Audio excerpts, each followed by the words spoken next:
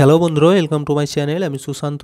আজকের এই ভিডিওয়ে আমরা ক্লাস 3-র তৃতীয় পর্যায়ক্রমিক মূল্যায়ন প্রস্তুতির জন্য ইংলিশ বিষয়ের একটি প্রশ্নের সেট সমাধান করব।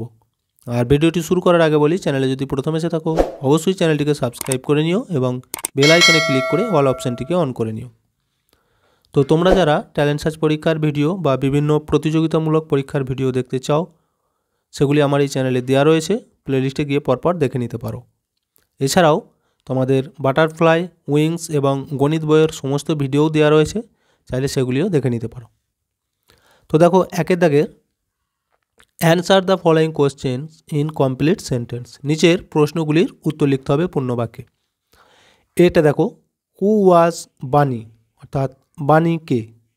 এখানে উত্তর হয়ে যাবে বানি ওয়াজ এ র্যাবিট। বানি হলো একটি খরগোশ।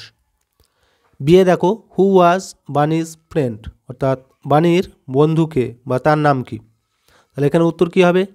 পান্নি ওয়াজ বানিজ ফ্রেন্ড।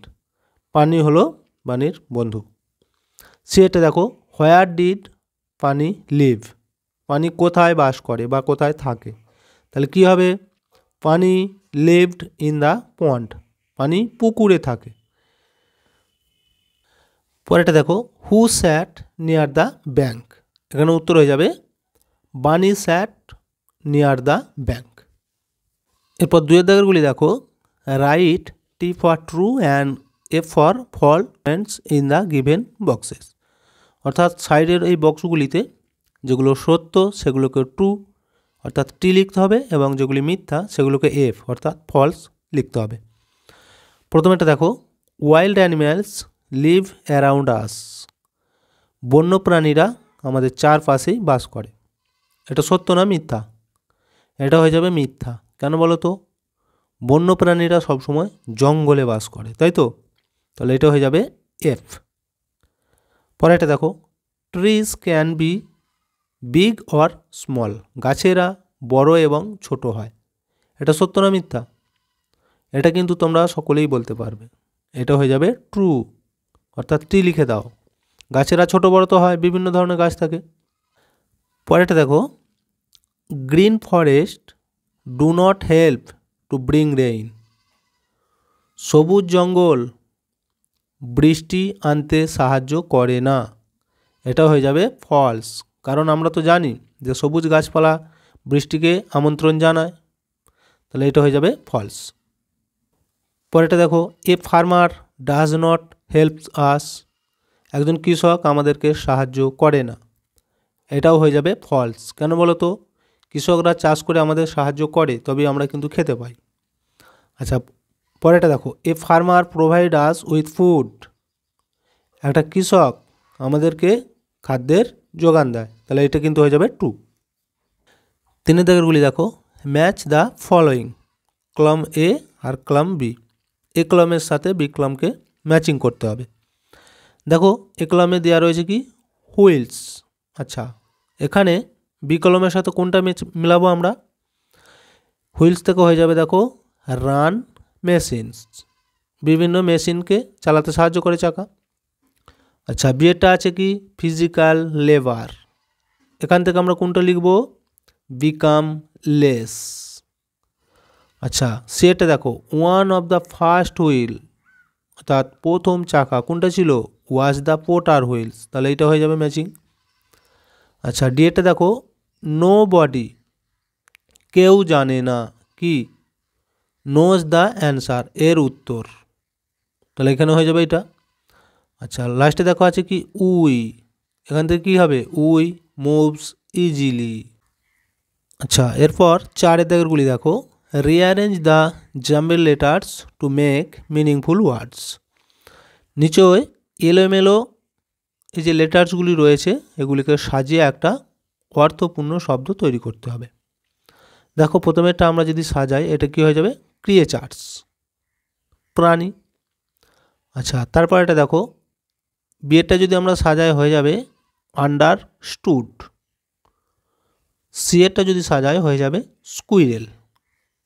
আচ্ছা, পরের দাগেরগুলি দেখো, write the opposite meaning of the following words, এই শব্দগুলির বিপরীত শব্দ লিখতে হবে। প্রথমেরটা আছে ওল্ড, ওল্ড মানে কি বৃদ্ধ, তাহলে ওখান থেকে এর বিপরীতে আমরা কি লিখতে পারি, আমরা লিখব ইয়ং, YOUNG, ইয়ং। আচ্ছা, তারপরে দেখো আছে শার্প, SHARP, শার্প। শার্প মানে কি তীক্ষ্ণ বা ধারালো, তাহলে সেখান থেকে তার বিপরীতে আমরা লিখব কি ব্লান্ট, BLUNT, ব্লান্ট মানে ভোঁতা। সিএটা দেখো আছে ফিনিশ, ফিনিশ মানে কি শেষ করা কোনো জিনিস, তাহলে তার বিপরীতে আমরা কি লিখব স্টার্ট, START, স্টার্ট মানে শুরু করা। ডিয়া আছে দেখো হ্যাপি, HAPPY, হ্যাপি মানে কি খুব সুখী বা আনন্দিত, তাহলে সেখান থেকে আমরা তার বিপরীতটা লিখতে পারি কি স্যাড, SAD, স্যাড মানে কি দুঃখিত। আচ্ছা, লাস্টেরটা দেখো সুইট, সুইট থেকে তার বিপরীত লিখব আমরা বিটার মানে তিতো। 6 দাগেরগুলি দেখো make meaningful sentence with the following words, অর্থাৎ এই যে শব্দগুলি রয়েছে এগুলি দিয়ে বাক্য লিখতে হবে একটা করে ইংরাজিতে, ঠিক আছে। প্রথমে এটা দেখো যেমন গ্রিন, গ্রিন মানে কি সবুজ, তো তোমরা চেষ্টা করবে এগুলি খুব ছোট ছোট এবং সহজভাবে বাক্যগুলি তৈরি করা, ঠিক আছে। আমি খুব ছোট করেই লিখে দিয়েছি, দেখো আমি লিখেছি আই লাইক গ্রিন কালার্স, আমি সবুজ রং পছন্দ করি। আচ্ছা, তারপরে দেখো আছে কার, গাড়ি, তাহলে কার দিয়ে লিখতে পারো উই হ্যাভ এ কার, আমাদের একটি গাড়ি আছে। তারপর আছে দেখো বুক মানে বই, I have a story book, আমার একটি গল্পের বই আছে।